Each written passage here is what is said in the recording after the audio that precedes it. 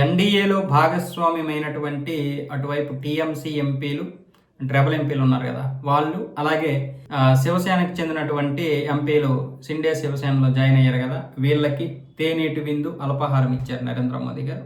నేనున్నాను, మీరేం భయపడకండి, అన్నీ సజావుగా సాగుతాయి, ఏ దానికి భయపడాల్సిన అవసరం లేదు.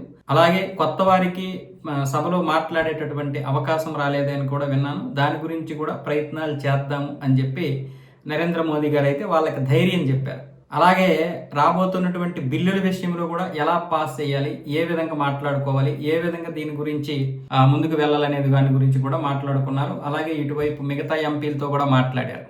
కేవలం కొత్త ఎంపీలతో కాకుండా అందరు ఎంపీలతో కూడా మాట్లాడి బిల్లులు డీలిమిటేషను, అలాగే మహిళా సాధికారత బిల్లు ఖచ్చితంగా పాస్ అయ్యే విధంగా అయితే ఇప్పుడు ఇచ్చేస్తున్నారు. దీనికంటే ముందు ఎఫ్సిఆర్ఏ ఏదైతే ఉందో ఆ బిల్లుని ఇప్పుడు పాస్ చేయడానికి ప్రయత్నాలు అయితే జరుగుతున్నాయి. ఈరోజు వాయిదా పడింది కదా సభ సోమవారానికి.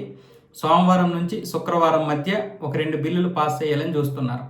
ఆ తర్వాత వచ్చే వారం ఏమొచ్చేసి ఆ మిగతా బిల్లులు ఏవైతే ఉన్నాయో వాటి కోసం కసరత్తులు ప్రారంభించేశారు. ఇప్పటికే ప్రారంభించారు కాబట్టి ఖచ్చితంగా అవైతే పాస్ అవ్వాలి. మరి ప్రతిపక్షాలు ఏమొచ్చేసి ఆ బిల్లుల్ని వ్యతిరేకించడానికి ప్రయత్నాలు చేస్తున్నాయి.